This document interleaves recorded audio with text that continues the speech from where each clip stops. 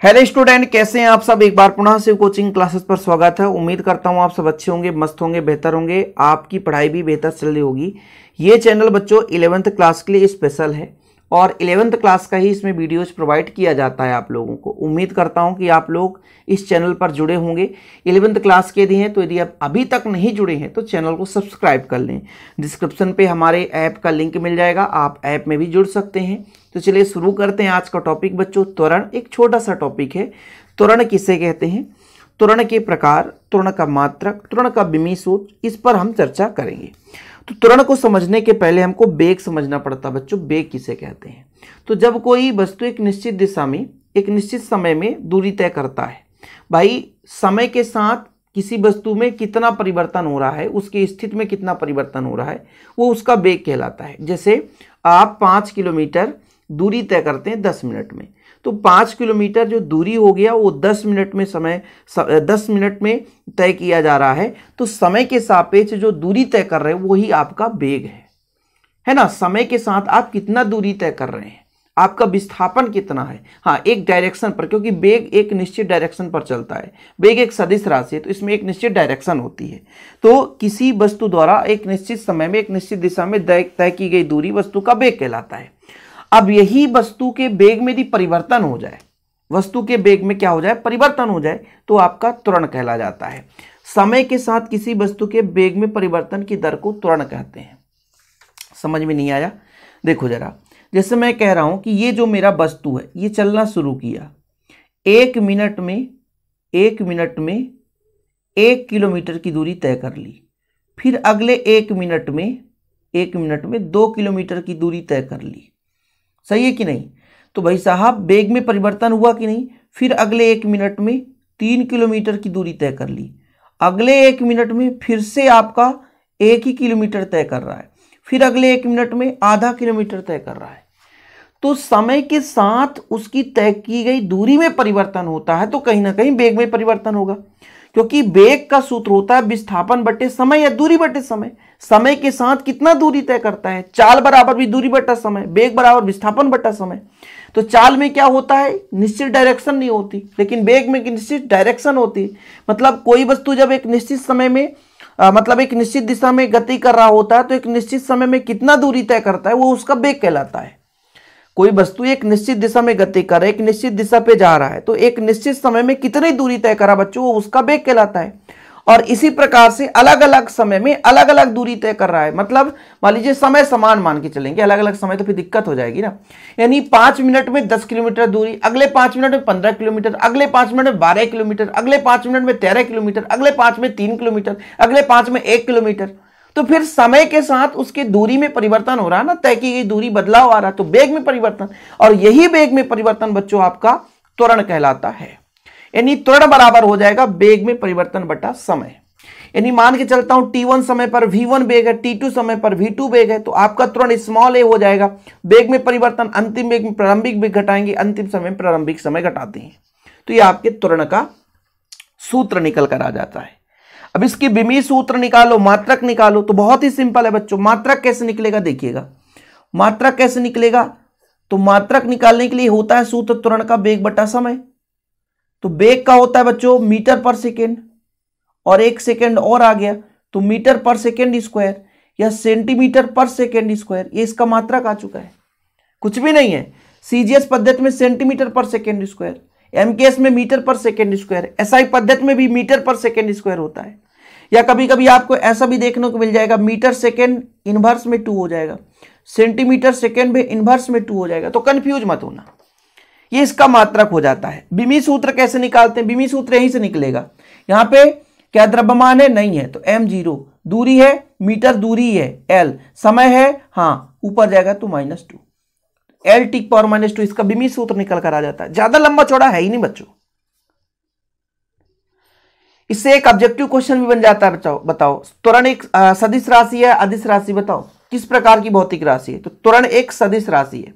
Objective question बनता है, objective question बनता है। अब देखो त्वरण 2 प्रकार से होता है। चीजें क्लियर है ना? समय के साथ वस्तु के वेग में परिवर्तन की दर को त्वरण कहते हैं। त्वरण बराबर वेग बटा समय। ठीक है, मात्रक निकालेंगे तो वेग का मात्रक मीटर पर सेकेंड, ठीक है, और समय का सेकंड तो मीटर पर सेकंड स्क्वायर हो जाएगा या सेंटीमीटर पर सेकंड हो जाएगा। मिमी सूत्र mL/-2 हो गया। प्रकृति इसकी सदिश राशि है। ये दो प्रकार से होता है, एक धनात्मक त्वरण और एक ऋणात्मक त्वरण। जो आपका ऋणात्मक त्वरण होता है बच्चों वही उसका मंदन है, जो आपका ऋणात्मक त्वरण है वही उसका मंदन है। ये चीज आप नोट कर लो, एक आपका धनात्मक त्वरण, दूसरा आपका ऋणात्मक त्वरण। जो ऋणात्मक त्वरण है वही उसका मंदन है। अब जैसे मान लीजिए समय के साथ किसी वस्तु के वेग में वृद्धि हो रही, वेग बढ़ रहा है तो धनात्मक त्वरण हो जाएगा। यदि समय के साथ उसके वेग में कमी आ रही है तो ऋणात्मक त्वरण हो जाएगा, और ऋणात्मक त्वरण को ही हम मंदन कहते हैं। इतना ध्यान रखना। जैसे कोई वस्तु ऊपर की ओर जा रहा है ना, मान लो ऊपर की ओर जा रहा है तो वेग में क्या आएगी, कमी आएगी, तो आपका ऋणात्मक त्वरण होगा, उसमें मंदन होगी। लेकिन कोई वस्तु जब ऊपर से नीचे की ओर आ रहा है, पृथ्वी की ओर आ रहा है, तो उसके त्वरण में वृद्धि होगी, तो आपका धनात्मक होगा, और उसे गुरुत्वीय त्वरण कहते हैं। ठीक है, जैसे आप गेंद को ऊपर फेंकना चाहते हैं तो ज्यादा फोर्स लगता है, क्योंकि ऊपर जाते में त्वरण में कमी आ जाती है, और जैसे गेंद ऊपर से नीचे आएगा तो आसानी से आ जाएगा, क्योंकि उस पर बच्चों धनात्मक त्वरण कार्य करेगा। तो इस प्रकार से जब वेग में वृद्धि होती है, वैसे भी हम जानते हैं कि किसी वस्तु को ऊपर फेंका जाएगा भाई तो बहुत ही ज्यादा एनर्जी लगता है, उसके वेग में कमी आएगी, है ना, तो कहीं ना कहीं ऋणात्मक त्वरण होगा। लेकिन वही वस्तु जब पृथ्वी की ओर आएगा तो उसके वेग में वृद्धि होगी, तो आपका धनात्मक त्वरण हो जाएगा। तो यहां पर त्वरण जो निर्धारित होता है ना बच्चों, वो वेग पर डिपेंड करता है। यदि वस्तु का वेग अधिक है तो त्वरण धनात्मक होगा, बढ़ता जाए मतलब वेग बढ़ेगा। पहले मान लीजिए 5 किलोमीटर पर घंटा था, फिर 10 किलोमीटर पर घंटा हो गया, फिर आपका 15 किलोमीटर पर आवर, फिर 16 किलोमीटर, फिर 20 किलोमीटर पर आवर, 30 किलोमीटर। जैसे जब बस आपका चलना शुरू करता है तो पहले धीरे धीरे गियर लगाता, फिर आप धीरे धीरे धीरे धीरे तेज हो जाता है। लेकिन फिर कहीं पे बस स्टॉप आया तो फिर धीरे धीरे रुकता है, तो पहले उसके त्वरण में वृद्धि होती है, फिर उसके त्वरण में कमी आ जाती है। ऐसे जब आप मोटरसाइकिल चलाते हो या साइकिल चलाते हो, जब स्टार्ट करते हो धीरे धीरे धीरे मौसम बनाते हो और आपके वेग में वृद्धि होती है। लेकिन जैसे देखो अरे भाई अचानक सामने कोई वाहन आ गया तो आपने ब्रेक लगाया, तो आपके वेग में क्या आएगी, कमी आएगी, और जैसे वेग में कमी आएगी त्वरण में क्या आ जाएगी, कमी आ जाएगी, जिसे हम मंदन कहते हैं। ठीक है, चीजें क्लियर है बच्चों, समझ में आ गया। इसका स्क्रीनशॉट वगैरह ले लेना, कोई दिक्कत नहीं है। फिलहाल आप लोग इतना स्क्रीनशॉट ले लो, आगे का इतना ले लो, ठीक है बच्चों। और स्क्रीनशॉट तो मैं पूरा बराबर देता हूं ताकि आप लोग यदि नोट्स बनाते हैं तो कोई दिक्कत ना हो सके और विधिवत तैयारी कर सको। जैसे मैंने कहा धनात्मक ऋणात्मक त्वरण, जब समय के साथ वस्तु के वेग में वृद्धि होती है, वस्तु का वेग बढ़ता है तो उसमें जो उत्पन्न त्वरण है वो धनात्मक त्वरण होता है। लेकिन समय के साथ जब वेग में कमी आती है तो त्वरण आपका ऋणात्मक त्वरण हो जाता है। मतलब वेग बढ़ा तो धनात्मक त्वरण, वेग में कमी आई तो ऋणात्मक त्वरण, जिसे हम मंदन के नाम से जानते हैं। चीजें क्लियर है बच्चों।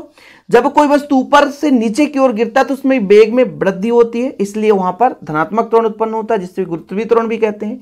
इसका मान 9.8 मीटर पर सेकेंड स्क्वायर होता है। किंतु जब किसी वस्तु को ऊपर की ओर फेंका जाता है तो वेग में क्रमशः कमी आती जाती है, तो उसमें ऋणात्मक त्वरण होता है -9.8 ms स्क्वायर, मतलब मीटर पर सेकेंड स्क्वायर।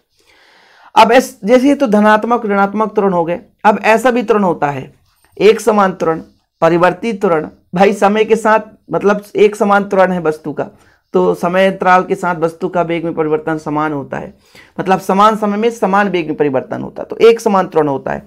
परिवर्तित त्वरण क्या है, किसी वस्तु के त्वरण में परिवर्तित त्वरण कहते हैं जब समय अंतराल समान हो लेकिन वेग बदल जाए। कहने का मतलब एक निश्चित समय में, समय जैसे 5-5 मिनट का ही हो लेकिन उसमें वेग में परिवर्तन होता रहे। ठीक है, कि 5 मिनट में वेग कुछ और था, 5 मिनट में वेग कुछ और था, 5 मिनट में वेग कुछ और था, तो परिवर्तित त्वरण है। लेकिन फिक्स रहे कि 5 किलोमीटर पर आवर चल रहा है, फिर अगले 5 मिनट में उतना ही चला, फिर 5 मिनट में उतना ही चला, 5 किलोमीटर पर आवर, तो आपका बच्चों परिवर्तित त्वरण होता है। इसी प्रकार से औसत त्वरण तात्क्षणिक त्वरण होता है। औसत त्वरण क्या होता है, कुल कितना वेग में परिवर्तन हो रहा है और कुल कितना समय अंतराल है उसका अनुपात, वस्तु के वेग में कुल कितना परिवर्तन हो रहा है और कुल समय अंतराल कितना है, इसका अनुपात औसत त्वरण होता है। लेकिन आप तो लिख सकते हैं एवरेज। ठीक है, ये देखो एसिलेरेशन त्वरण होता है कि भाई साहब वेग में कुल कितना परिवर्तन बटा कुल समय अंतराल। तात्क्षणिक का मतलब ये होता है कि अल्प समय के लिए किसी क्षण विशेष पर वस्तु के त्वरण में कितना परिवर्तन हो रहा है। तात्क्षणिक त्वरण बहुत ही कम समय के लिए, वो तात्क्षणिक त्वरण कहलाता है। लेकिन है तो आप लिख सकते हैं बच्चों, इतना डीप में आप लोगों को पढ़ने की जरूरत नहीं है, लेकिन आप लोग 11th क्लास में हो तो जो दिया जाता है तो उतना तो पढ़ भी सकते हो। भाई क्या है यार, तात्क्षणिक क्या है, किसी विशेष क्षण की त्वरण, मतलब एक अल्प समय के लिए जो त्वरण की गणना की जाती है वो तात्क्षणिक त्वरण होता है, ठीक है। और औसत त्वरण क्या है भाई, कई बार परिवर्तन हो रहा वेग में, तो कुल कितना वेग में परिवर्तन हुआ और कुल कितना समय अंतराल लगा, उसी का अनुपात औसत त्वरण हो जाता है। एक समान त्वरण, समय समान है तो वेग में परिवर्तन समान रूप से चल रहा है, 5 मिनट में वही वेग था, 10 मिनट में भी वही वेग था, 15वां मिनट वही वेग था, तो समान समय अंतराल में जब वेग में समानता पाई जाती है तो आपका एक समान त्वरण है। लेकिन वहीं पे मान लीजिए 5 मिनट 5 किलोमीटर पर आवर चल रहा था, अगले 5 मिनट में 10 किलोमीटर पर आवर चल रहा है, अगले 5 मिनट में 15 किलोमीटर पर आवर चल रहा है, तो वेग में यदि परिवर्तन हो तो परिवर्तित त्वरण वहां पे उत्पन्न हो जाता है। ओके, तो फिलहाल आज के लिए इतना ही। वीडियो पसंद आए तो लाइक करके शेयर कर दें बच्चों। डिस्क्रिप्शन पे ऐप का लिंक मिलेगा। यदि आपको नोट्स लेना है तो कांटेक्ट नंबर है 9685299149। इस नंबर पर आप कांटेक्ट करके नोट्स ले सकते हैं। आज के लिए इतना ही, मिलते हैं अगले वीडियो के साथ बच्चों। जय हिंद, वंदे मातरम।